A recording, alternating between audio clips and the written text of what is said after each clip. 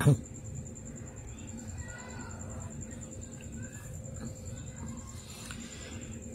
greetings mga ka-Sky Watchers and mga ka-Spacers natin out there from Luzon, Visayas, and Mindanao.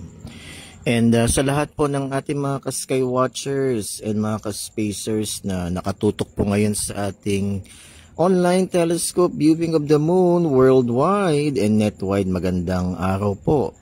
This is your ka-Spacer, ka-Sky Watcher, Sir June Cahigal. And today is August 12, 2024. And right now you are viewing on screen our first quarter moon. At napakaswerte po natin at maganda po ang weather po natin ngayon. We are here live and alive po sa Las Piñas. Alright, so clear ang skies po natin. Walang kaulap-ulap.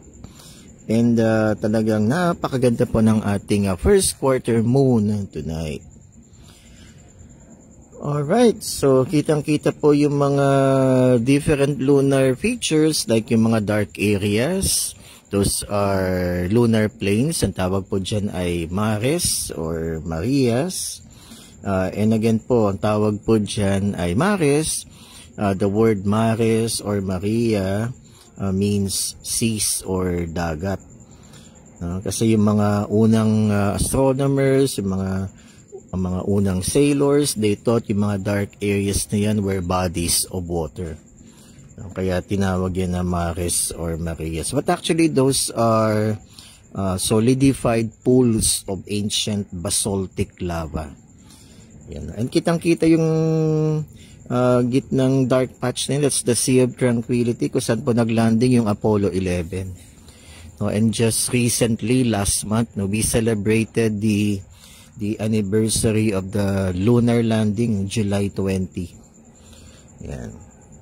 And yung mga bright areas, those are lunar highlands and impact craters.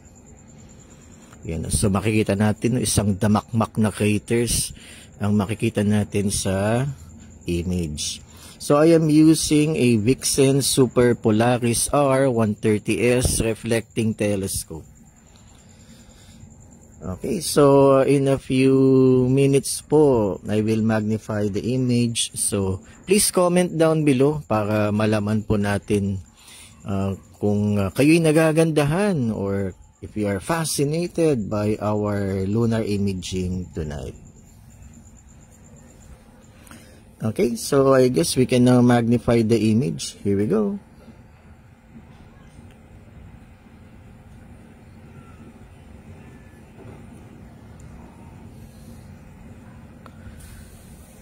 Alright, fantastic mga ka-Sky Watchers and mga ka-Spacers.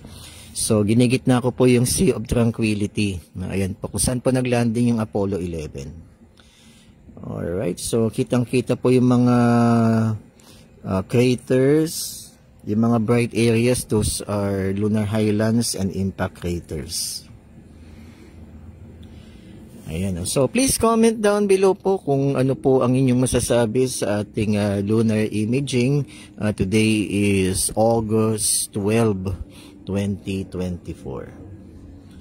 Yan, at medyo parang kumukulo yung ating image. Ano lang yan po, though, that's the interference from the Earth's atmosphere.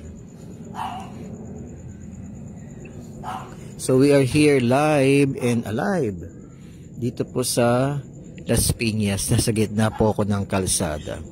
So again, this is what we call street astronomy mga ka-Sky Watchers and mga ka-Spacers. Ayan, medyo kita na rin po yung outline ng Montes Apenninus. Ayan po, no? Yung Montes Apenninus Mountain Range.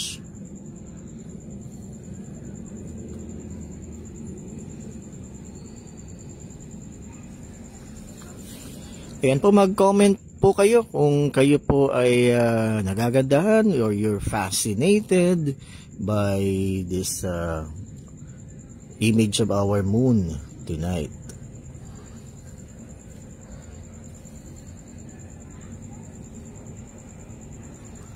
Alright, so again, I am using a Vixen Super Polaris R130S reflecting telescope.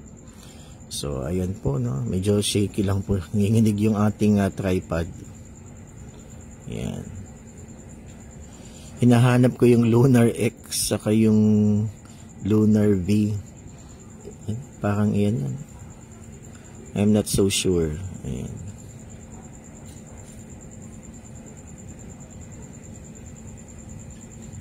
So, this is now our first quarter moon, mga ka-sky watchers and mga ka-spacers.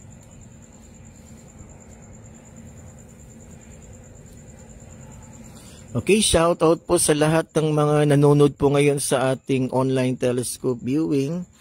Shout out po sa aking mga bagong officers ng Vedan Society of Young Astronomers. So, and yung mga volunteers ko from the Skywatcher Society of Las Piñas. And by the way po, speaking of the Skywatcher Society, meron po kaming free public telescope viewing this coming Saturday, August 17, 2024 at Robinson's Place, Las Piñas. So, do check us out. Come and see the moon. Yan po yung ating event this coming Saturday. Come and see the moon. Free public telescope viewing at Robinson's Place, Las Piñas. So we shall start at around 6 o'clock p.m. Ayan, mag-message po kayo kung if you're planning to come at Robinson's Place, Las Piñas. Alright, so again po yung mga dark areas, yung mga dark patches, those are lunar plains. Ano yan po? Solidified pools of ancient basaltic lava. Then yung mga bright areas are lunar highlands and impact craters.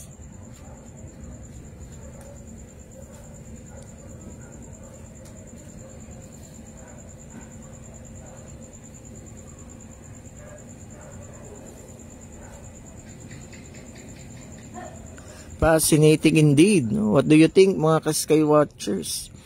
If you're fascinated, please comment down below.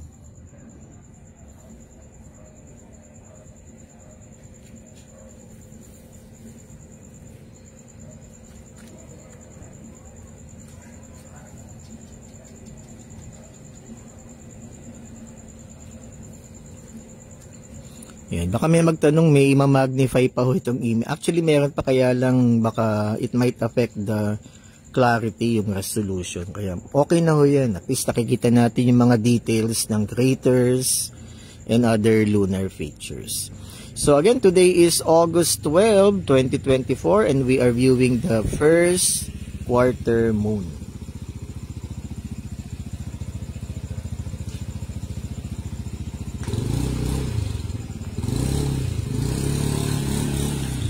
Yan, ganyan talaga naririnig po yung mga vehicle sa kalsada kasi nasa kalsada po talaga tayo.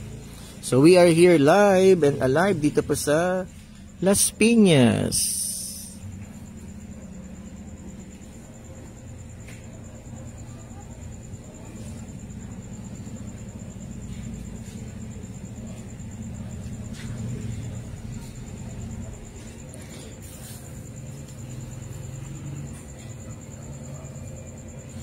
Okay, so siguro hanggang dito na lang po tayo. I will now return the image na sa kanyang normal size.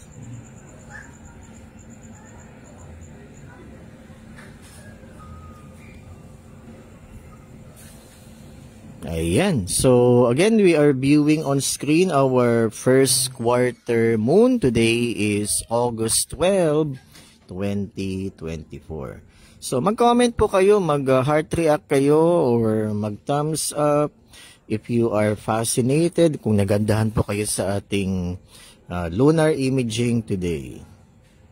Or should I say, tonight.